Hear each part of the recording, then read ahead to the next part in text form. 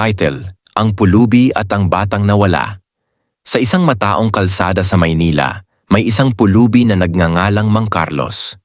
Siya ay isang matandang lalaki na may balbas at lagi nang nakasuot ng isang luma at punit-punit na damit. Sa kabila ng kanyang kalagayan, ang kanyang mga mata ay puno ng kabutihan at pag-asa. Araw-araw, umuupo siya sa tabi ng kalsada, umaasa na may mga tao na magbibigay sa kanya ng barya para sa kanyang pagkain. Isang araw habang nakaupo siya, napansin ni Mang Carlos ang isang batang lalaki na naglalakad ng mag-isa. Ang bata ay nasa edad na mga 8 taong gulang, may sinag ng takot sa kanyang mga mata. Ito ay si Andoy, na naligaw mula sa kanyang tahanan. Nagtataka si Mang Carlos kung bakit ang bata ay nag-iisa sa kalye, kaya't tinawag niya ito. "Bata, saan ka pupunta?" tanong ni Mang Carlos. "Ako po ay nawawala, lolo. Hindi ko alam kung paano makauwi," tugon ni Andoy, umiiyak. Agad na nagdesisyon si Mang Carlos na tulungan ang bata. Kahit na siya mismo ay walang pagkain, naisip niya na mas mahalaga ang kaligtasan ni Andoy. "Huwag kang mag-alala. Samahan mo ako at hahanapin natin ang iyong tahanan."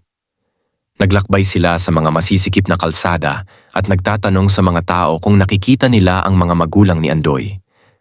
Habang naglalakad, ipinaliwanag ni Mang Carlos ang mga kwento ng kanyang nakaraan, kung paano siya naging isang pulubi. Sa kabila ng kanyang mga karanasan, sinabi niya kay Andoy na mahalaga ang pagtulong sa kapwa at ang pagkakaroon ng pag-asa kahit sa gitna ng hirap. Matapos ang ilang oras ng paghahanap, napansin nila ang isang grupo ng mga tao na nag-aalala at tumatawag sa pangalan ni Andoy. "Andoy!" sigaw ng kanyang ina, na agad na tumakbo patungo sa bata at niyayakap ito ng mahigpit. "Saan ka nagpunta? Akala namin ay nawala ka na." Nagtanong ang ina kay Mang Carlos. "Salamat po sa pagtulong sa aking anak." "Walang anuman, nanay. Ang mahalaga ay ligtas na siya," sagot ni Mang Carlos, kahit na nanginginig ang kanyang boses mula sa emosyon. Bilang pasasalamat, inanyayahan ng pamilya ni Andoy si Mang Carlos na kumain kasama sila.